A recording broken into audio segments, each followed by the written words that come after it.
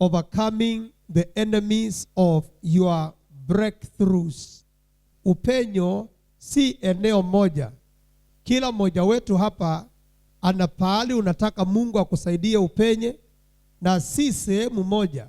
Kuna watu wako na sehemu 5, kuna watu wako na sehemu 6, kuna watu wako na sehemu 2. Unasema, Mungu, iwapo unaweza ukasikia kilio changu na ukanipatia upenyo katika eneo hili na eneo hili na eneo hili.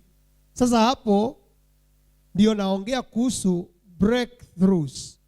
Breakthroughs, because they are many breakthroughs.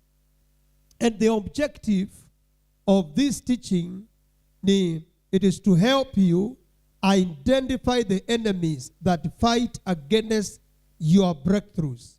And then number 2, to equip you with biblical principles to overcome every obstacle and walk in God's promises.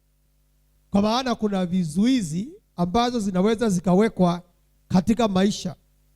Unaona Job anasema, amenizuia kabisa hata siwezi kupita.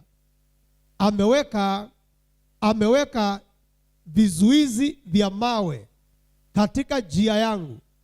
Unaweza ukawekewa vizuizi katika maisha, ukawa mahali ambapo unafaa kupenya au wezi ukapenya. And so, for every child of God has been created for progress, victory, and fruitfulness. That is God's desire, is that his people move from one level of glory to another.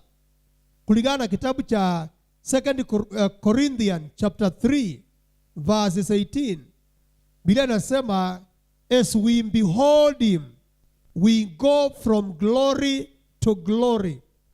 As we behold Jesus, we go from glory to glory. That is why ninaamini ya kwamba there should be no dull day in the life of any child of God. Every day should be a shining day. Biblia inasema, but we all, not that, nataka tu not hiyo tu, but we all with open face beholding as in a glass the glory of the Lord are changed into the same image from glory to glory, even as by the Spirit of the Lord. That is the will of God for every single child of God. Kila mmoja wetu ni mapenzi ya Mungu tuweze kutoka utukufu hadi utukufu. Now that you have believed in Jesus Christ, now that you have given your life to the Lordship of Jesus Christ, the will of God is that you may move from glory to glory, from strength to strength, from one level of breakthrough to the next level of breakthrough, from one level of increase or success to another level of success. And that is my prayer for you. Tunapokuwa tumekula mwili wa Kristo na kunywa damu yake siku ya leo, ya kwamba utatoka kutoka kiwango kimoja cha utukufu hadi kiwango kingine kwa jina la Yesu. Praise the Lord. Lakini unapoangalia, watu wengi wame-experience delays, disappointments, and repeated struggles because there are enemies that resist your breakthrough. Kuna maadui ambao wanazuia kupenya kwako. Na hao ndio nataka Mungu atusaidie sana tuweze kupambana nao siku ya leo, na upate kutoka katika kiwango kimoja cha utukufu hadi kiwango kingine, because Mungu anasema we are more than conquerors in Christ Jesus. Ndani ya Kristo sisi ni zaidi ya washindi. Bwana Yesu asifiwe. Sema nitashinda. Sema nitashinda. So jambo la kwanza nataka tuelewe, what is overcoming? Overcoming means gaining victory over opposition through God's power until you possess what God has promised you. It is gaining victory over opposition. Ni kupata ushindi juu ya kile kinakupinga kupitia uwezo wa Mungu mpaka uweze kumiliki kile Mungu amekuahidi. That is overcoming. You come over that opposition. Unakuja juu, unashinda kile ambacho kinataka kukushinda na kile kinakuzuia. Number 2, who are the enemies? Enemies are people, spiritual forces, wrong attitude, habits, or circumstances that oppose God's purpose in your life. Maadui wengine wanadamu, wengine nguvu za giza ama nguvu za kiroho, zile zinakuzuia. Unaweza ukazuiwa na uchawi, unaweza ukanenewa maneno, unaweza ukazaliwa katika family ambayo iko na laana fulani, ambao hiyo hairuhusu watu kuweza kufanikiwa.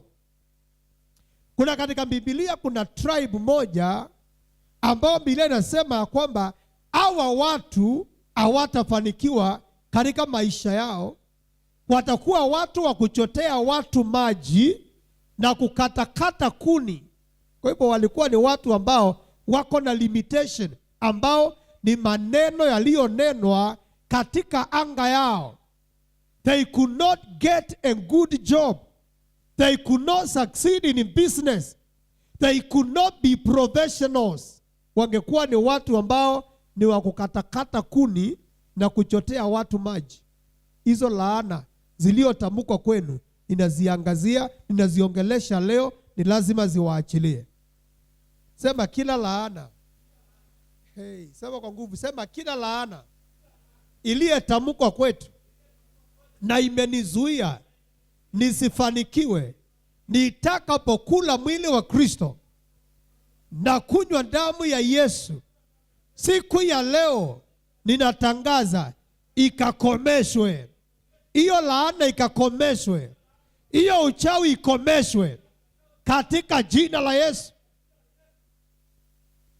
So unaweza ukapata ya kwamba it is a spiritual force. Zingine wrong attitudes, zingine ni tabia, na zingine ni hali ambazo unapata zinapinga mpango wa Mungu katika maisha. And then what is a breakthrough? A breakthrough is God's supernatural intervention that removes barriers and opens new doors of blessing, favor, increase, healing, promotion, and victory. So breakthrough, intervention. Yani intervention ni Mungu kuingililia hali yako na kuondoa vizuizi katika maisha, kufungua milango mipya ya baraka, ya kimbali, ya kuongezeka, kupona na kuinuliwa na kukupatia ushindi. Ninakuombea siku ya leo hiyo iwe sehemu yako. Nasema iwe sehemu yako katika jina la Yesu. Sema, Lord, give me a breakthrough. Sema, oh Lord, give me a breakthrough. In the name of Jesus. Praise the Lord. So, katika maisha, wakati wote ambapo unatamania ama unatarajia kupenya, hiyo upenyo yako ita attract resistance. Ita attract vizuizi. Kuna vitu vitainuka tu vya kutaka kukuzuia ili usiende kiwango kingine. Na ni maombi yangu ya kwamba siku ya leo kila magugu yaliye katika maisha yako yataenda kung'olewa.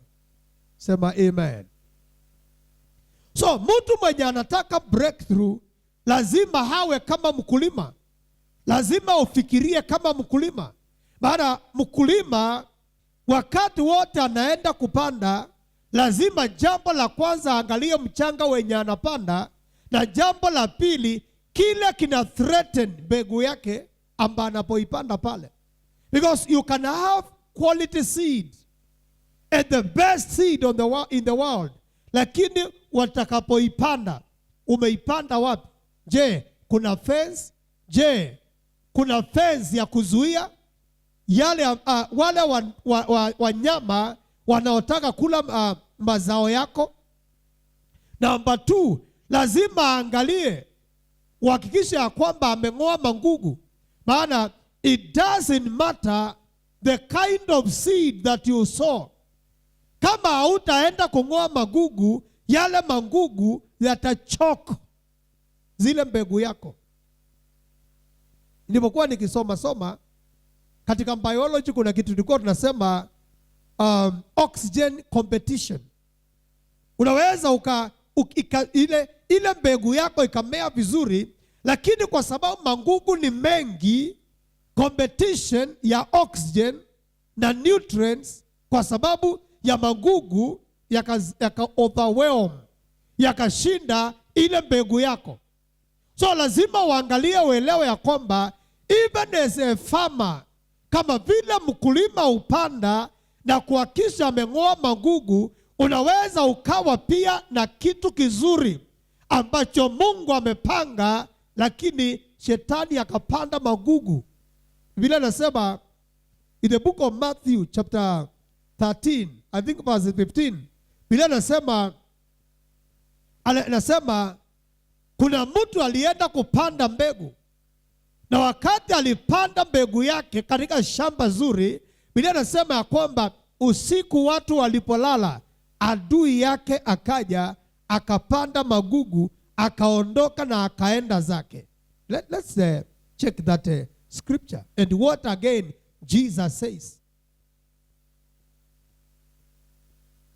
Because the devil is an evil farmer. In the book of Matthew chapter, I think 15, 13:24. Na pia 15:13 taangalia. Okay, 24 inasema, Matthew 13:24 inasema, another parable put he forth unto them, saying, the kingdom of heaven is likened unto men, which sowed good seed in his field. But while men slept, his enemy came and sowed tares among the wheat, and went his way. But when the blade was sprung up and brought forth fruit, then appeared the tares also. So unaona huyu mkulima, Biblia inasema he sowed good seed in his field. But while men slept, his enemy came and sowed tares among the wheat and went his way. That is why it is very important to pray for your destiny, to pray for your breakthroughs without relenting. Yani uombe maono yako na upenyo unaotaka katika maisha bila kukoma. Bila nasema akapanda mbegu zuri katika shamba lake, akaondoka akaenda kulala. But while men slept, his enemy came and sowed seed. So kila mmoja wetu ako assigned na adui fulani. Kila mboma ina adui fulani. Inaojua weakness yenu ni usingizi wa kiroho. Inaojua hali yenu, na hiyo ndio wanapandanga magugu. Now, let's go to the book of Matthew chapter 15. What does Jesus say? Because Jesus is a good farmer. The devil is an evil farmer. What does the Bible say in the book of Matthew 15 verse 13? Nasema, but he answered and said, every plant which my heavenly Father hath not planted shall be rooted up. So, Mungu anaweza akapanda kitu kizuri katika maisha yako. But because the devil is an evil farmer, akaja akapanda kitu kibaya. But the Bible says that, Biblia inasema the remedy, ili upate kile unataka, you must uproot every evil plant that God has not planted in your life. So it is your responsibility. Mwambie mwenzako ni jukumu lako kung'oa kile Mungu hajapanda. Katika jina la Yesu. Praise the Lord. So kuna vitu ambazo unaweza ukawa umetamani, umefunga na umeomba na umeamini Mungu kwa ajili ya upenyo, lakini ukapata ya kwamba the devil keeps on planting evil seeds, ama anapanda weeds, because a weed is simply a bad seed. Ni mbegu mbaya, ni mbegu ambayo iko kinyume cha kile unatarajia kuvuna. It is a seed, but it is a bad seed. So unaweza ukawa Mungu amepanda good seed in you, lakini an evil seed, an evil farmer, which is the devil, who is the devil, akaja akapanda vitu. That is why kila mmoja wetu ako na jukumu. Wewe ukuwe ni mfanyabiashara, una jukumu ya kuombea biashara yako.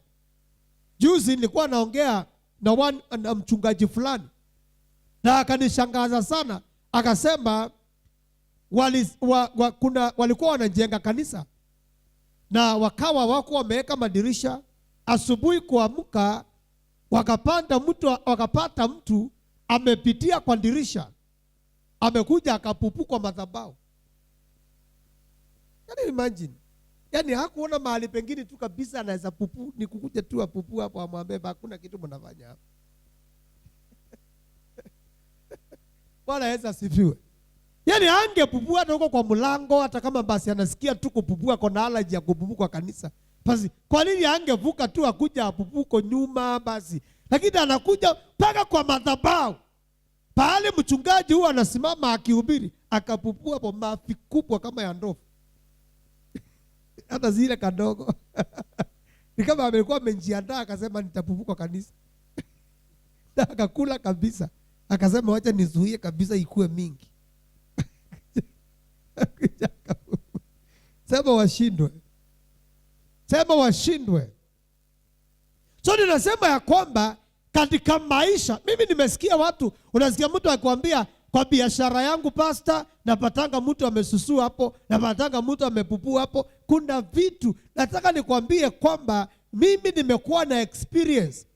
Kuna wakati nilikuwa naishi Kibera kwa kanyumba fulani mahali, na kila asubuhi nilikuwa napata mwanamke amesusua hapo kwa mlango. Unajua kuzuzu kwa mwanamke na kwa mwanaume, huwezi kosa kujua huyu ni mwanamke huyu na pia huyu ni mwanaume. Sasa unapata huyu mtu na anakuja hapo kwa kamlango kako tu hapo, ndio huwa anasusua hapo kila asubuhi. Na mimi akisusu sikuwa nasikia, na alikuwa nalala usingizi ingine. I think pia umaskini unakujaga na usingizi ingine ya ujinga. Kuna mimi nilikuwa maisha ni ngumu. Kulipa nyumba ya shilingi 500 ilikuwa kazi kubwa sana. Sasa unaona, asubuhi nikiamka napata amesusu. Napata amesusu.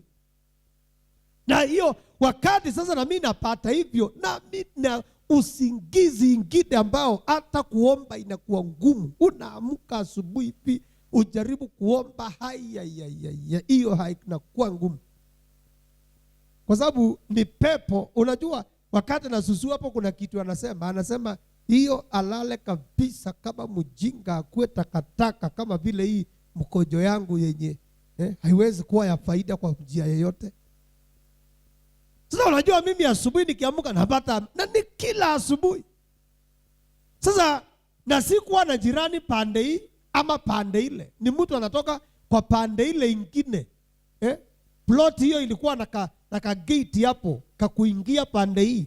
Sasa unapata ya kwamba anatoka kwake anakuja kuzuka mlango yangu, na hapo kulikuwa na mbafu na kachoo kingine hivi. Kama maisha ni tumetoka mbali.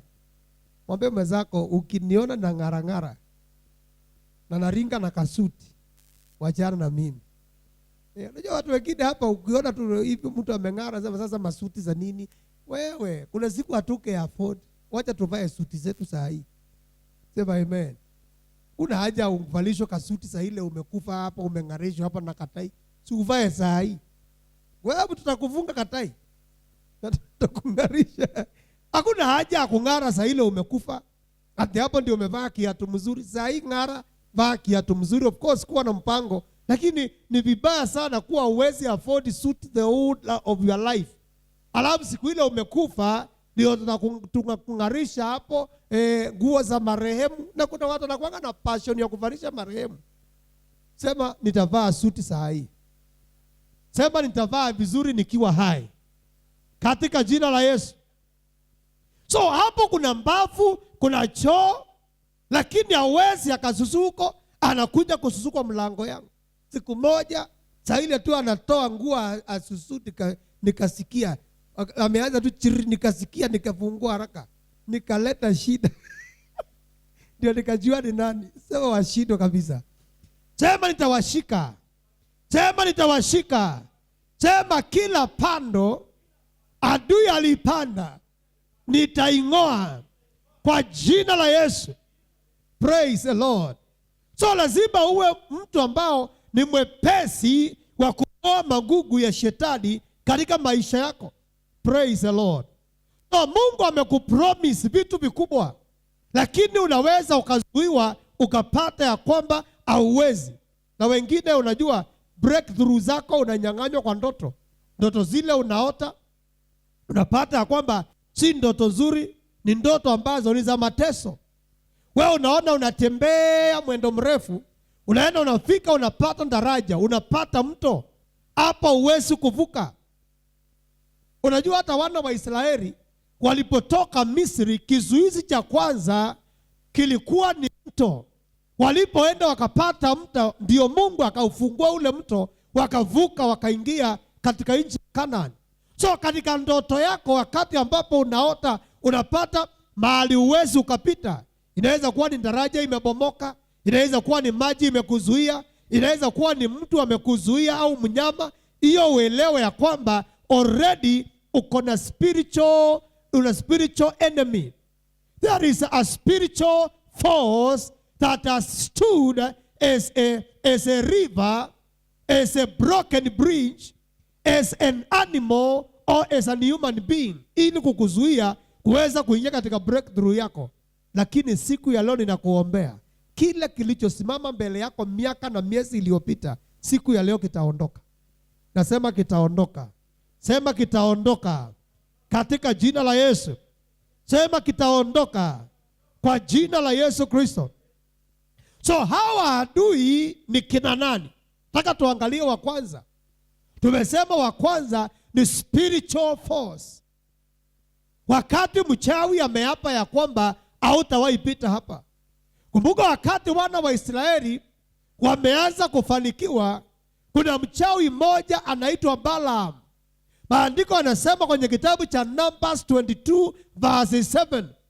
Kuna mtu anaitwa Balak ambaye alikuwa ni mfalme, aliwaonea wivu na akaenda akatafuta mganga ambao aliitwa Balaam. Maandiko yanasema ya kwamba akapeana ujira au mshahara wa uganga.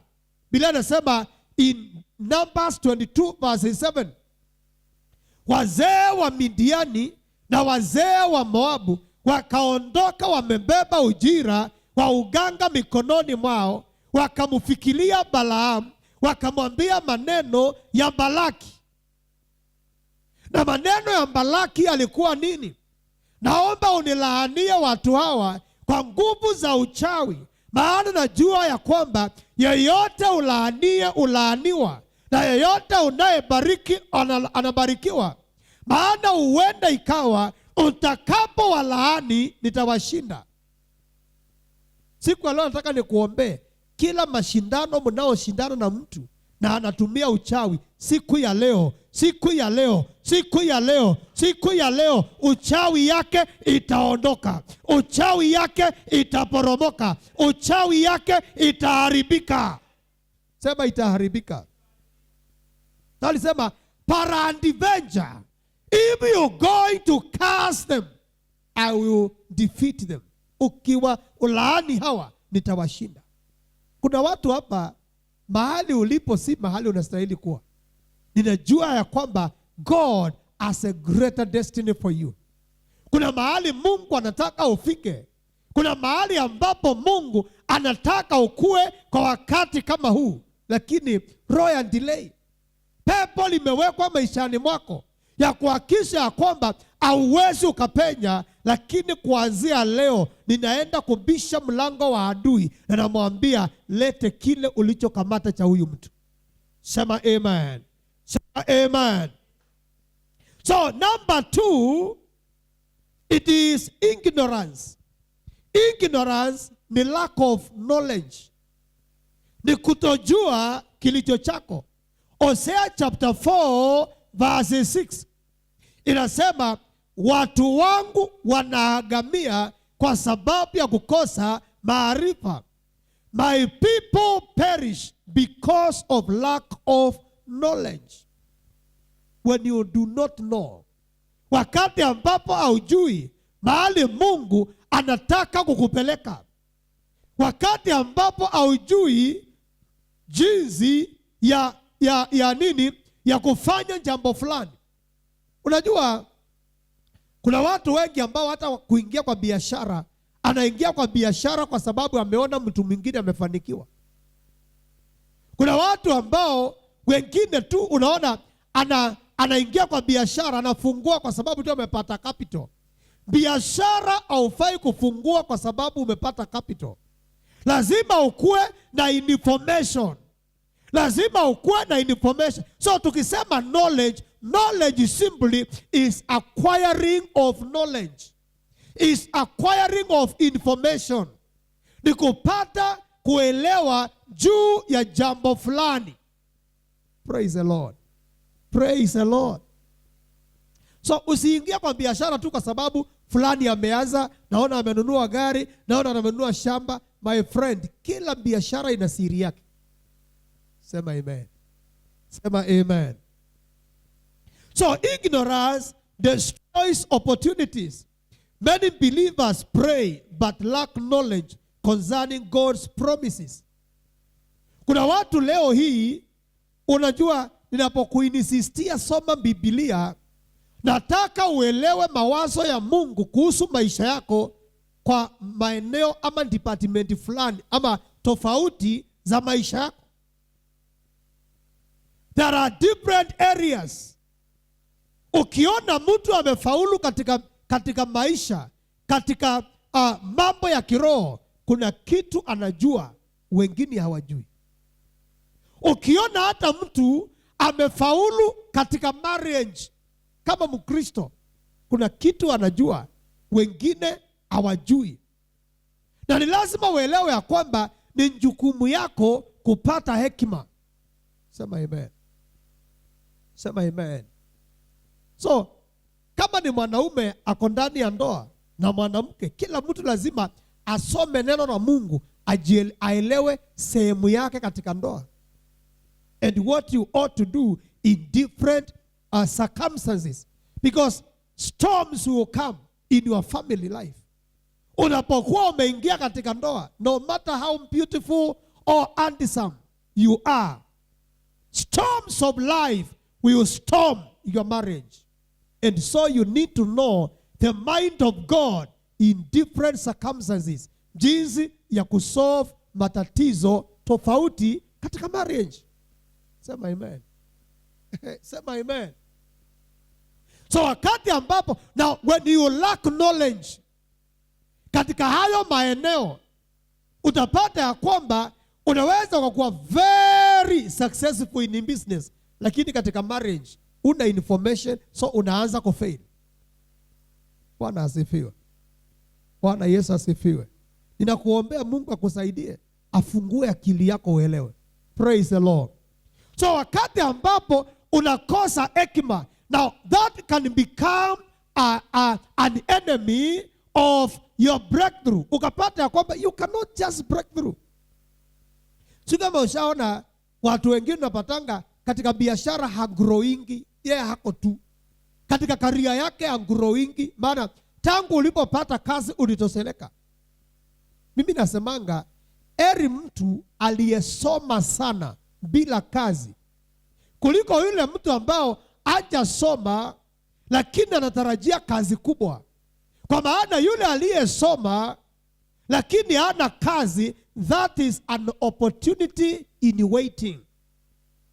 Lakini yule mtu ambao you don't want to improve yourself, wewe uko tu pale pale, ina maana ya kwamba umeresign to the fate of life. Wewe utapelekwa tu vile watu wanataka. That's why nasemanga katika kila area. Unaona kama kwa mfano Franco na Evans, wao ni mechanics. Saa hizi unajua ile gari ulikuwa unatengenezanga, very soon they are going to be phased out. Sitaondoka. So saa hizi lazima haanza kufikiria gari yenye ina engine vile inatengenezwa. You must now begin to improve yourself. Lazima uanze kuimprove, kwa sababu saa hizi zile gari zinakuja saa hizi za stima ziko na engine. Hazina engine. Hazina ile combustion engine. Ile ilikuwa natuma vitu twingi, tuma carburetor, tu nini. So kama wewe akili yako iko hapo kwa carburetor, utajipata una kazi. I don't know whether I'm talking. Sio kama unanielewa. Praise the Lord. So saa hii there are new trends in every field.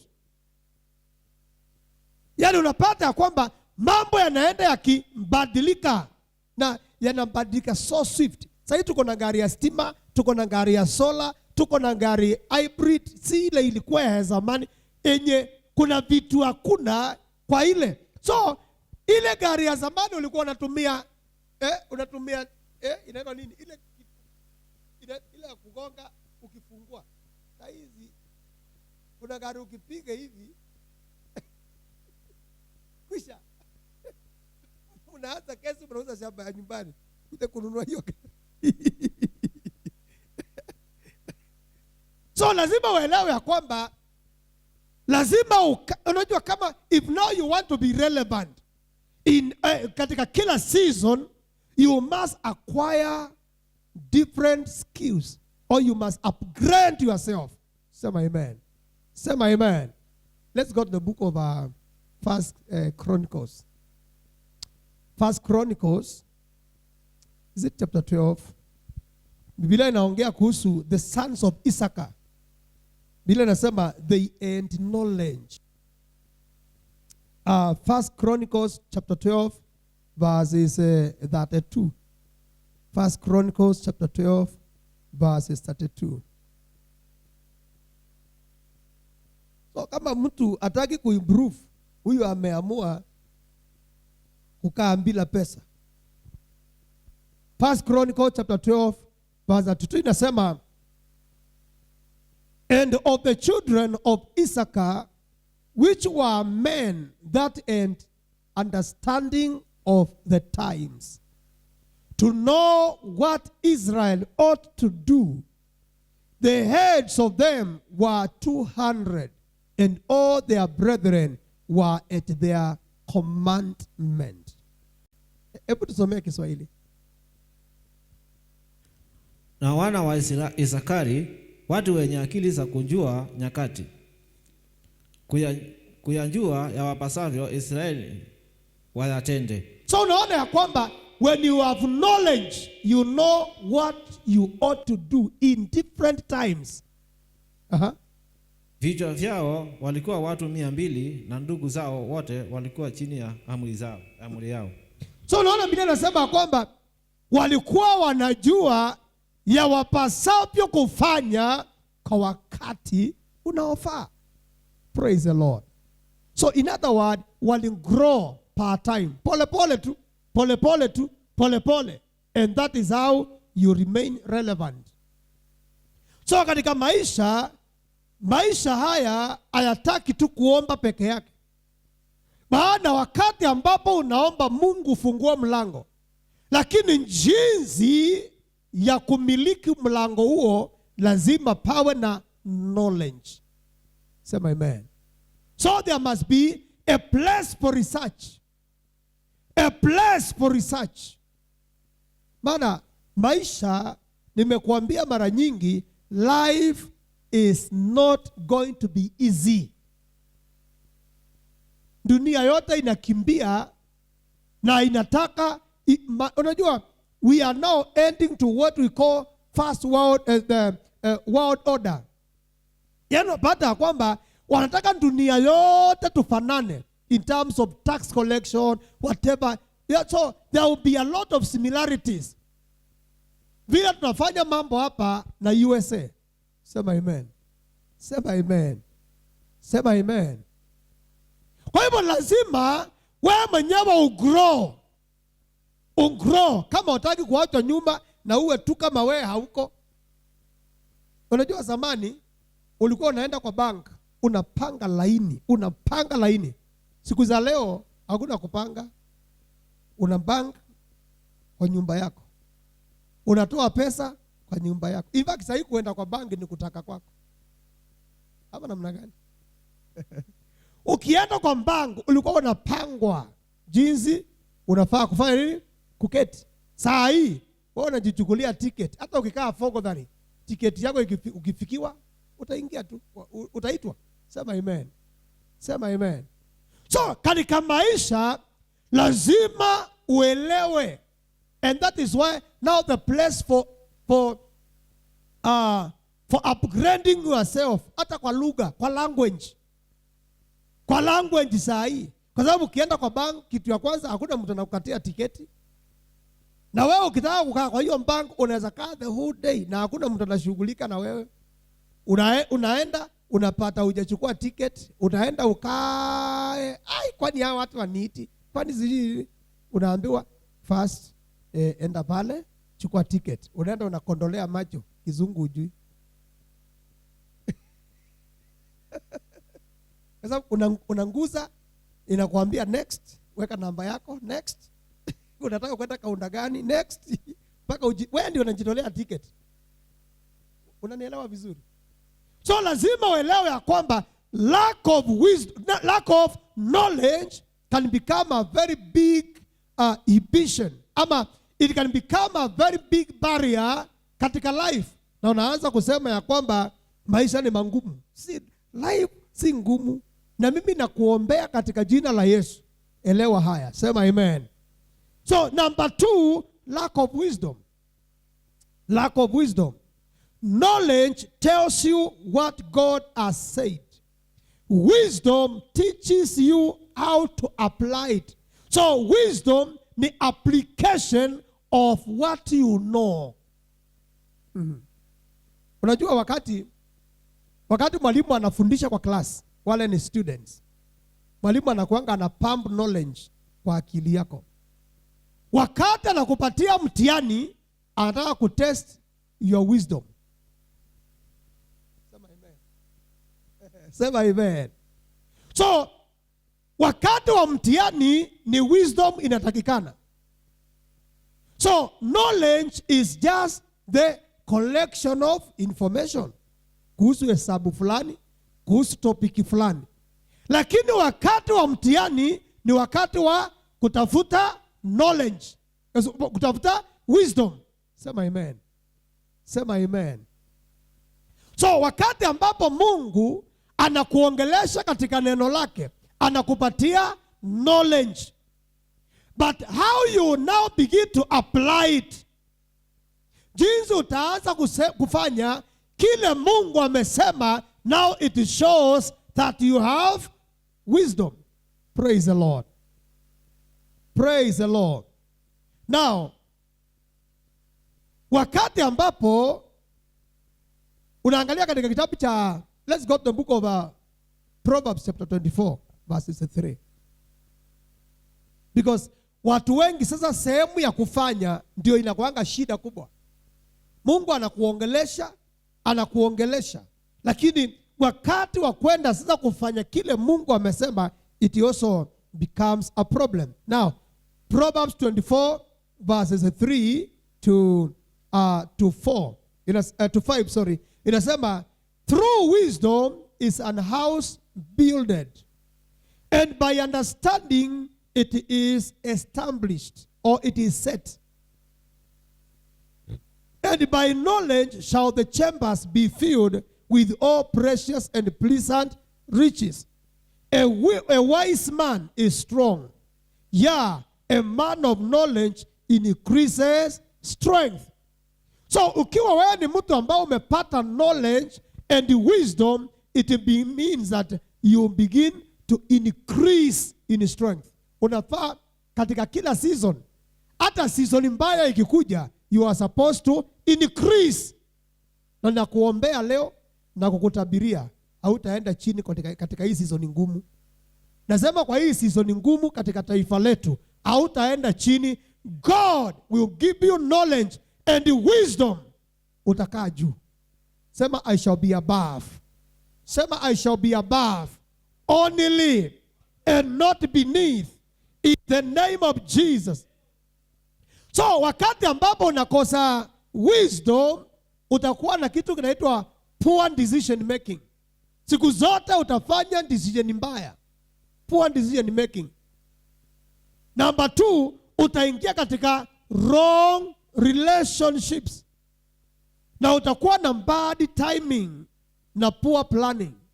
Na unajua, acha nikwambie, ukiwa wewe ni mtu, if you are a poor planner, there is no time you will succeed, no matter how much you pray. Kwa sababu hata Mungu ni mpangaji. God is a planner. Unajua Kiswahili mpangaji ni mtu wa kukomboa. Alright. So God is a planner. So I don't know. Kuna vitu zingine unapatanga inaingia tu vizuri, unaelewa vizuri kizungu. So sema amen. So God is a planner. Ukiangalia vile Genesis alianza kuumba, siku ya kwanza akaumba hiki, ya pili akaumba hii, ya tatu akaumba hii, ya kupumzika akapumzika. Praise the Lord. Praise the Lord. That is also important. Na that's why naambianga watu ya kwamba hata kupumzika unahitaji kuwa na planning nzuri. Uwe umejipanga. Mungu akitusaidia, unatakiwa kuwe kuna kasiku, kuna kawiki fulani tu kwa mwaka. Unapanganga tu uende tu pwani, upumzike tu. Just na si lazima kuwa na pesa mingi. Unaweza ukasave polepole, uko nje polepole tu, polepole. Kando unasema hii ni ya kupumzika mwezi wa 9.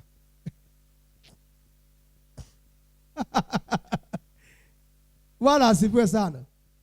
Kwa sababu kama hutapumzika utakuwa na burnout. That is why unaonanga hata shuleni mwanafunzi anakuwa kwa shule wakati fulani, wanakuwa na mid-term, baadaye wanaendelea tena, wanakuwa na holiday, kwa sababu kupumzika ni part of life. And you need to have such a time. Bwana asifiwe.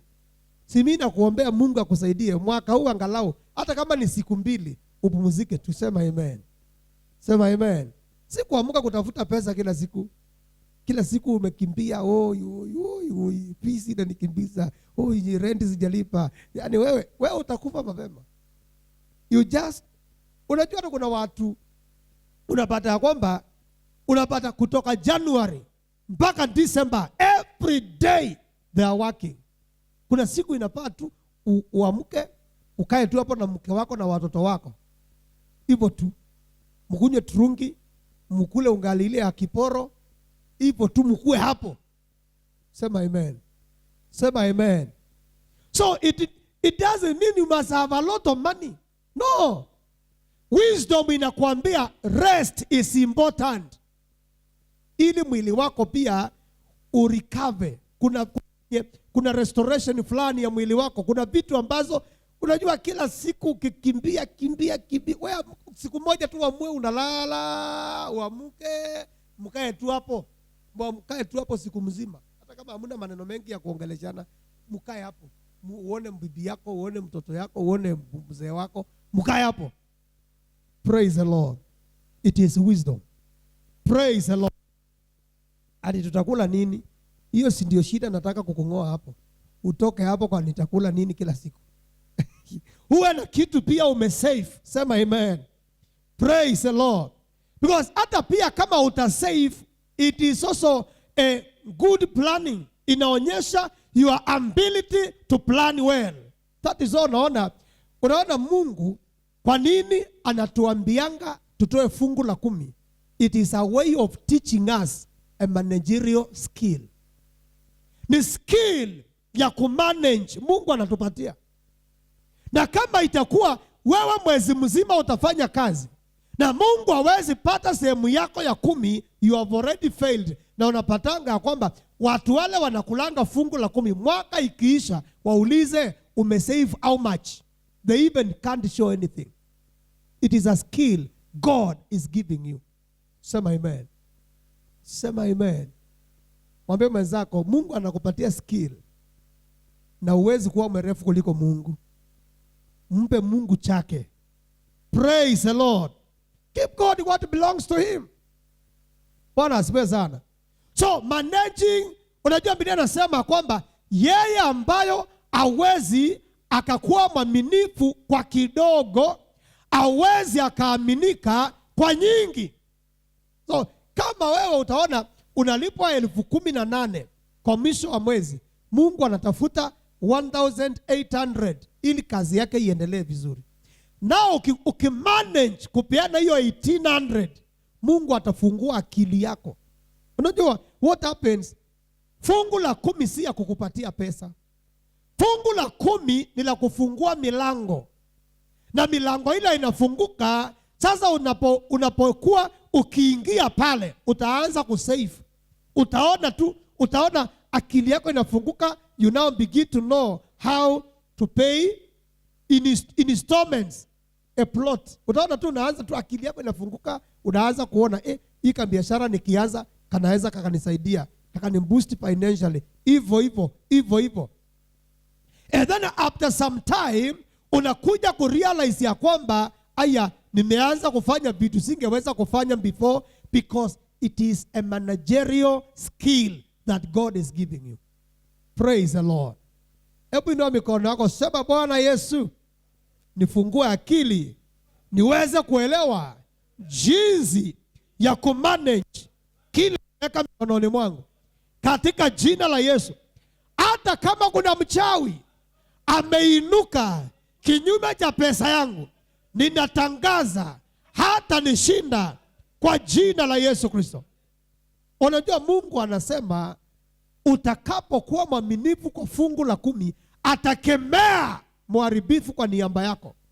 Namba 2, anasema anasema kwamba nitamshinda mchawi kwa niaba yako. Go to the book of Malachi chapter 3. Utaona Mungu anasema kwamba I will be against witches. Kuna wachawi ambao wamekusumbua, hawafai kukusumbua. Wewe unafaa utoe fungu lako la 10 na uachie Mungu. Sema amen. Sema amen. Malachi chapter 3.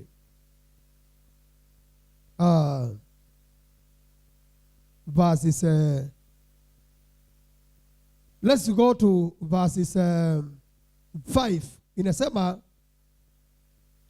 and I will come near to you to judgment, and I will be a swift witness against the sorcerers and against the adulterers. Hata mzee wako mwenye si mwaminifu au mke wako ambao si mwaminifu, Mungu anasema kwamba mimi mwenyewe I will be against that adulterer, and against false swearers, and against those that oppress the hiring in his wages, the widow and the fatherless, and that turn aside the stranger from his right. And fear not me, saith the Lord of hosts. Kiswahili? Verses 5. Malachi chapter 3 verse 5.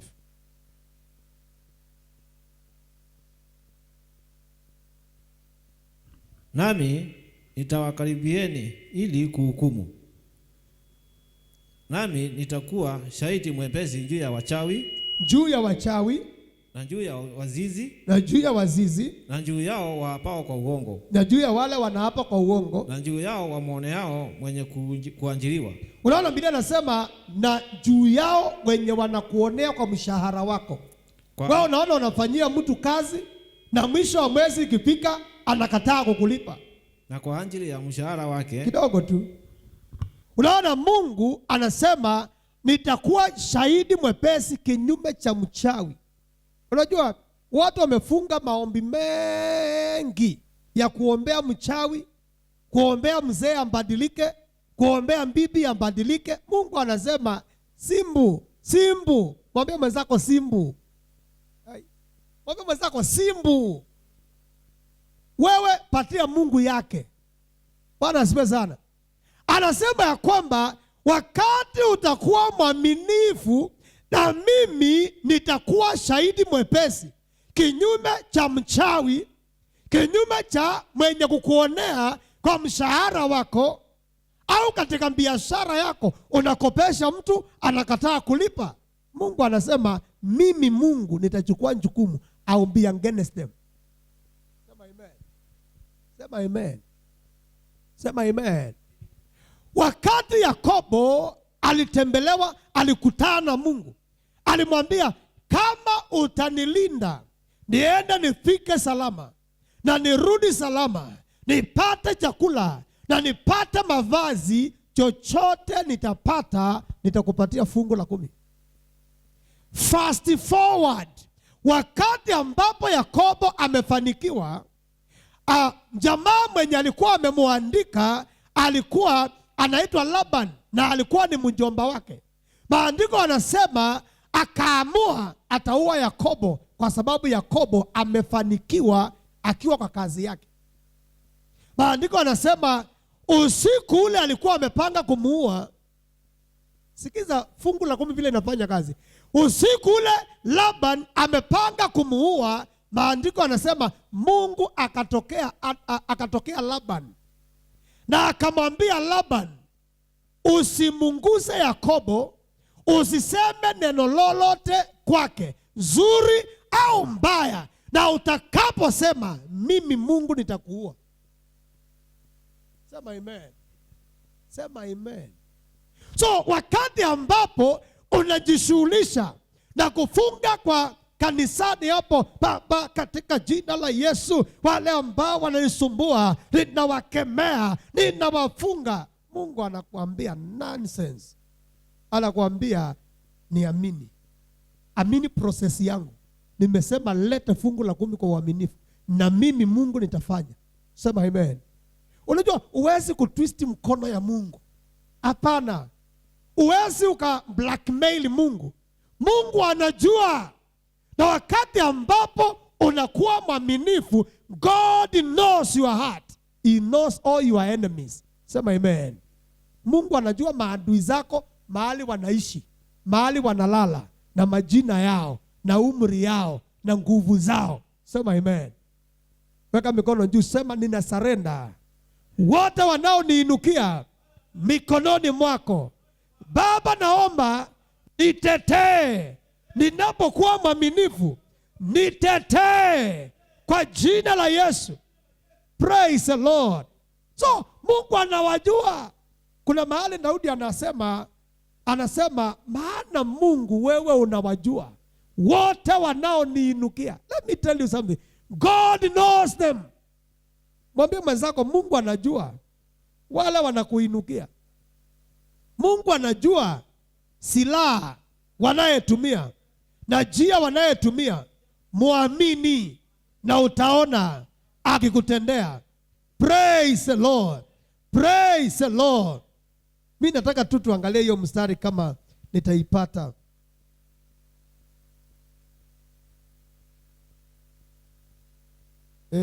Kuna hiyo mstari tu.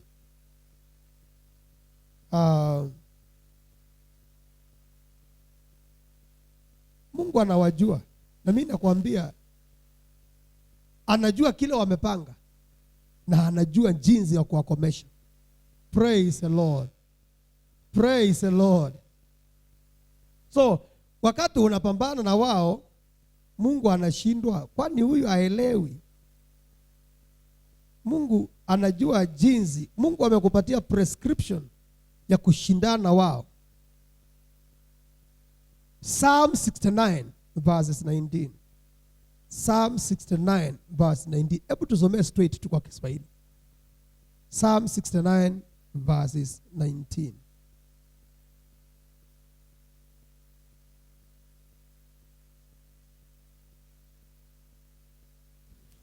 Psalm 69 verses 19.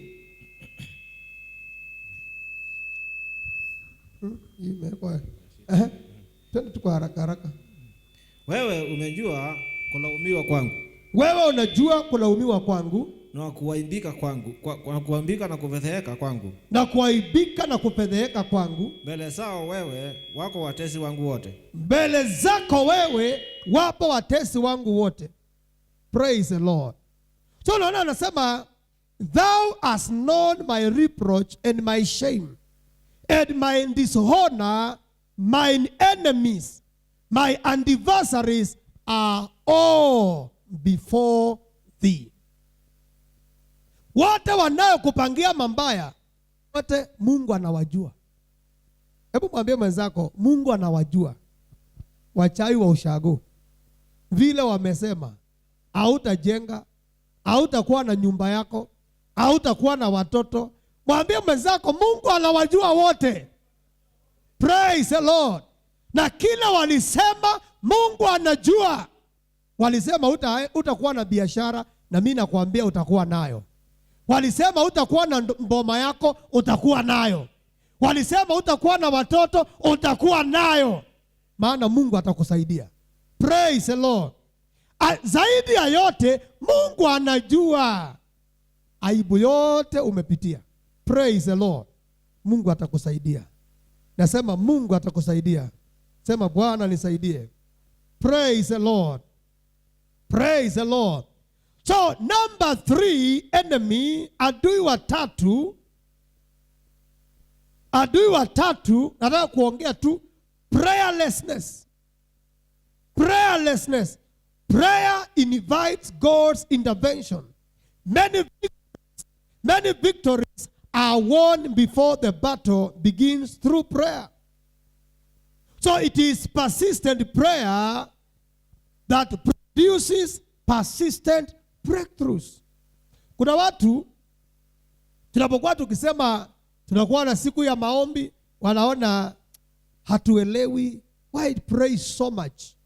Kwa nini uombe hivyo? Kwa nini uombe sana? Unajua, prayer is enforcing the will of God. If you are obedient and willing to do what God has spoken over your life, prayer enforces that will. Prayer reminds God of his promises, not because he forgets.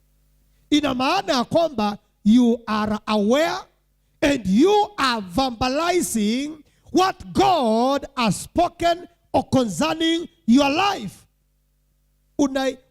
Unaipatia maneno, unaipatia mabawa. Maneno yale Mungu alisema unayaamini. Unajua maombi yanamaanishanga ya kwamba ninaamini kile ulichoniahidi. Sema amen. Sema amen. So wakati ambapo unaomba, wakati ambapo auombi, sasa ina maana ya kwamba Mungu anaona wewe hauna imani na yeye. You must have faith in God. Now, in the book of Luke chapter 18 verses 1, Biblia inasema, and Jesus gave a parable that men ought to pray always and not to faint. Watu wanafaa kuomba nyakati zote na wasikate tamaa.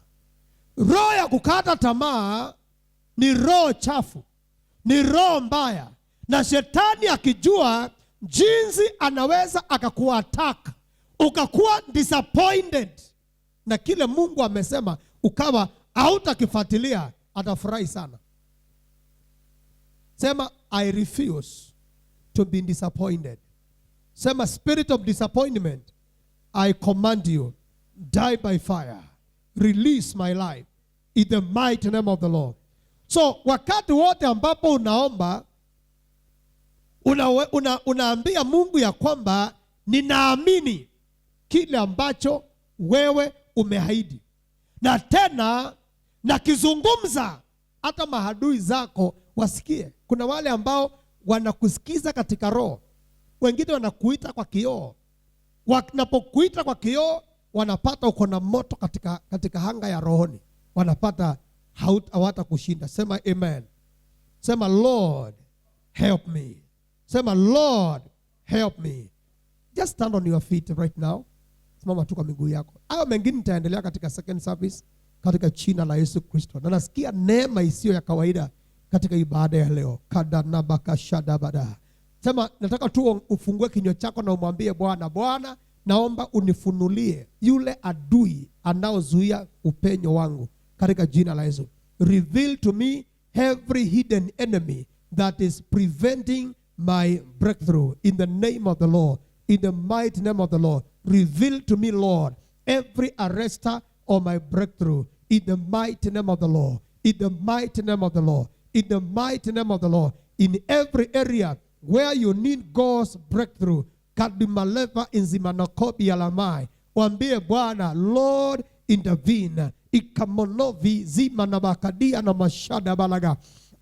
Rika poloko talababa. Rika talababa zanda rababukushe rebaha. In the mighty name of the Lord, reveal every hidden enemy fighting my breakthrough. In the mighty name of the Lord. Hata kama ako Ushago, hata kama ako Nairobi, popote pale alipo, kwa jina la Yesu Kristo, kila aina ya adui anaopambana na breakthrough yangu, kwa jina la Yesu Kristo, in the mighty name of the Lord, in the mighty name of the Lord, Lord, destroy every barrier standing between me and my divine destiny. In the mighty name of the Lord, open your mouth and talk to God. In the name of the Lord, muulize Bwana akupatie hekima. Mwambie Bwana akupatie maarifa. Mwambie Bwana akupatie hekima na maarifa ya kuweza kufanya mambo kwa njia tofauti, kwa jina la Yesu Kristo. Kwamba mrogi ana mahadi ya mahai, hata kusuba ni matia la mande,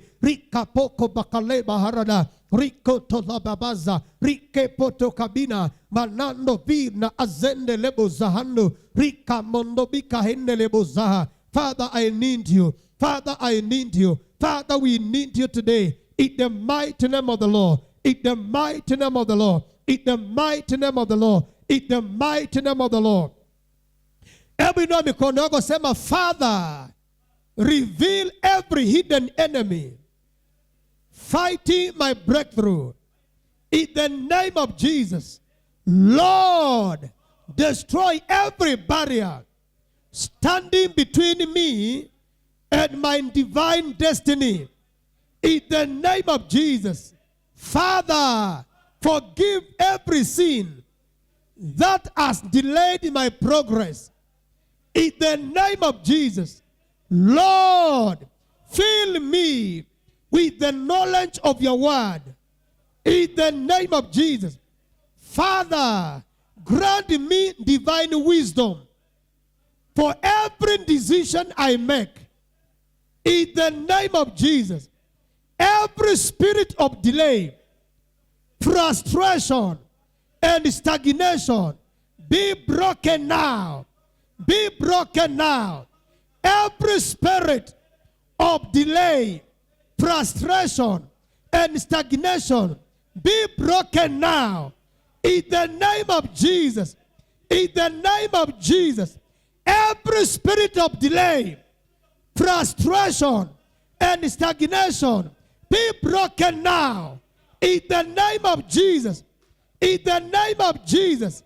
Every satanic opposition against my promotion, scatter by fire. In the name of Jesus. Every satanic opposition against my promotion, I command you, scatter by fire. Scatter by fire. In the name of Jesus. Father, open doors that no one can shut. In the name of Jesus. Father, open doors that no one can shut. In the name of Jesus.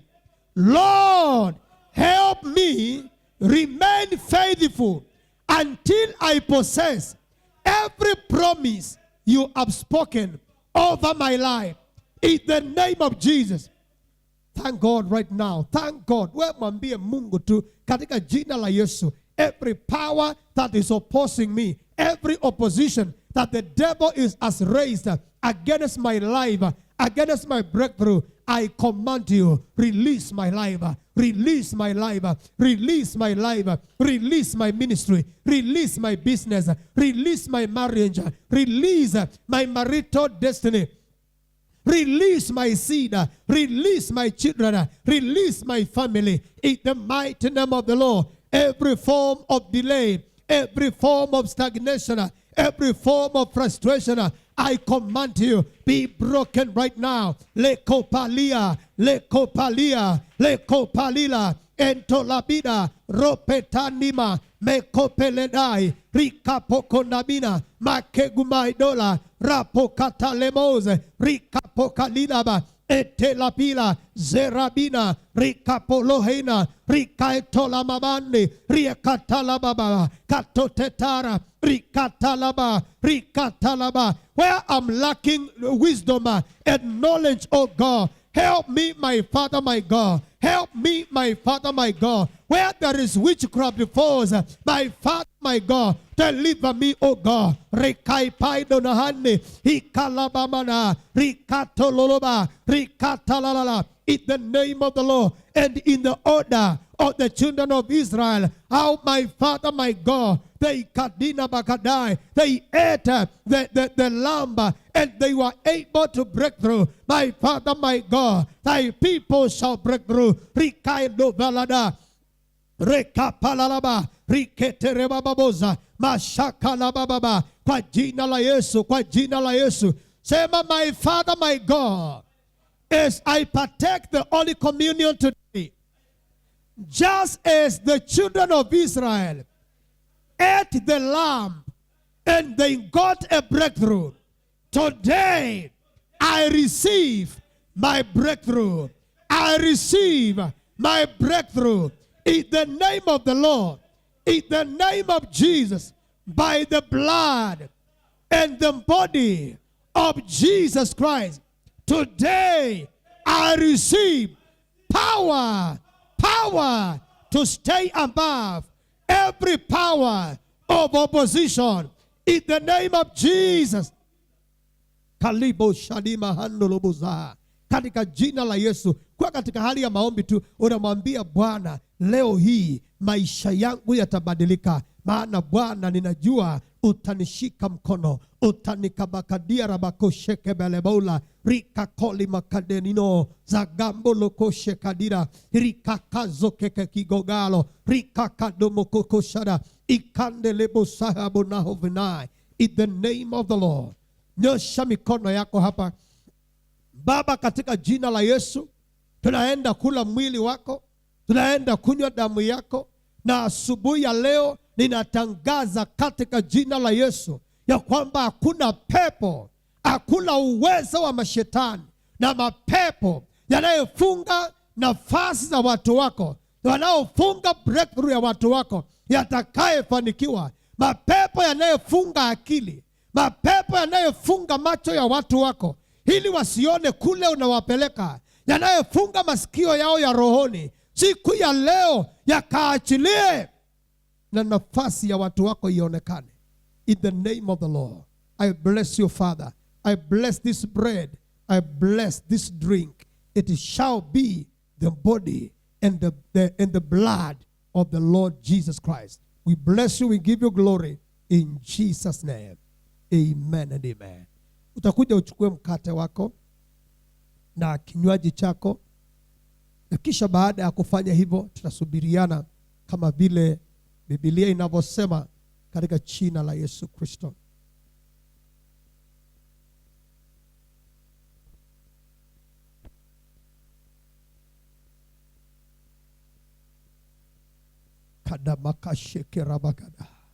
Kwa katika hali ya maombi, as long as you are born again, wewe umeokoka, una haki ya kula mwili wa Kristo, maana huu si mwili wa kanisa la HTG, huu ni mwili wa Yesu Kristo uliyefunjwa na damu ikamwagika kwa ajili ya ondoleo la dhambi.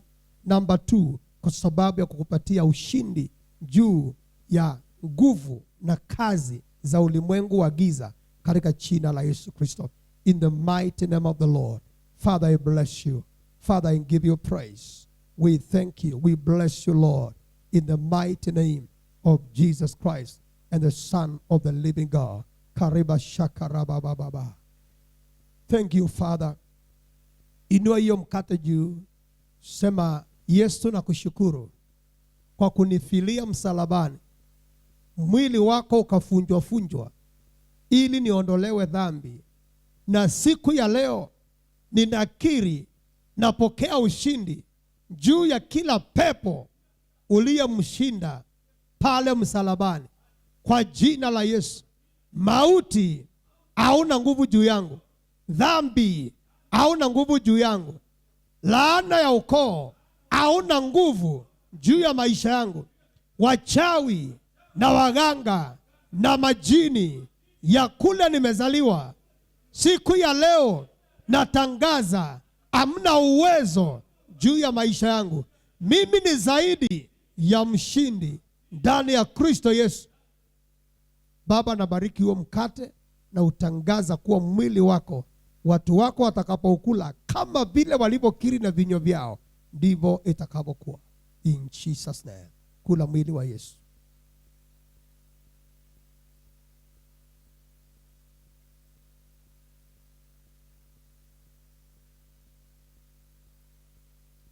Inua kinywaji hicho juu. Sema, damu ya Yesu iliyomwagika msalabani kwa ajili ya maisha yangu, siku ya leo ninatangaza itanifunika, itaongea mema juu ya maisha yangu. Mahali kuna laana itaongea baraka. Mahali kuna mkosi itaongea kimbali.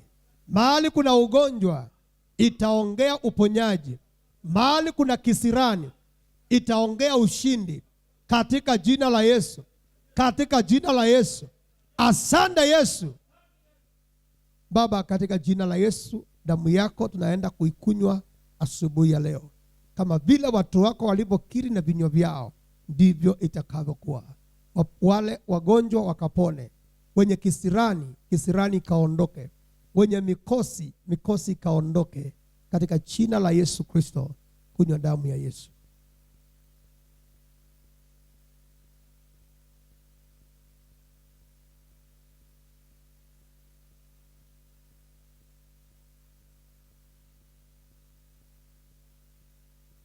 Thank you, Father.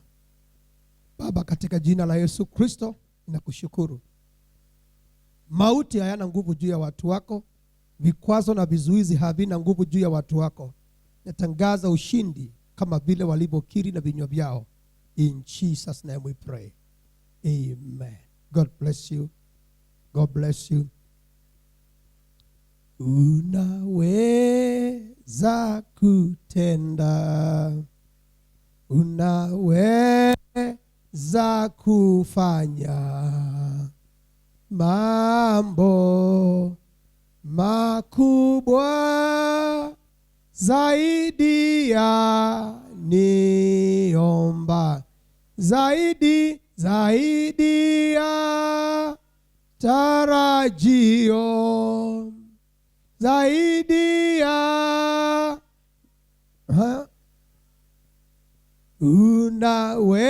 unaweza kutenda. Unaweza, yes. Unaweza kufanya.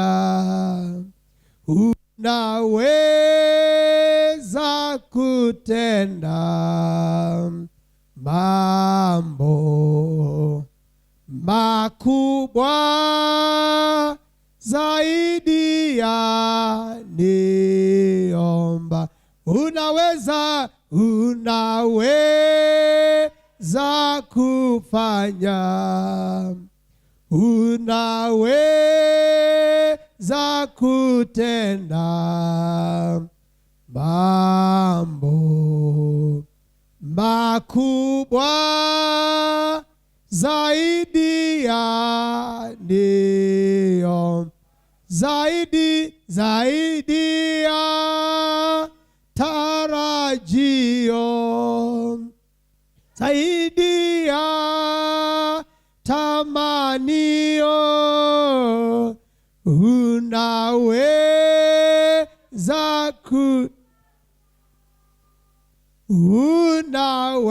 unaweza Yesu. Baba, unaweza. Nasema ni asante kwa msaada wako na kimbali chako maishani mwangu na maishani mwa watu wako na familia zao. Natangaza ushindi ufikie familia zao, kwa sababu wamefika katika ibada hii. Familia zao zikapone, familia zao zika breakthrough, ndugu zao na dada zao wakapata breakthrough kwa jina la Yesu Kristo. Wake zao na waume zao wakapate favor na ushindi kwa jina la Yesu Kristo. Ninaomba na kuamini. Pigia Yesu makofi mazuri.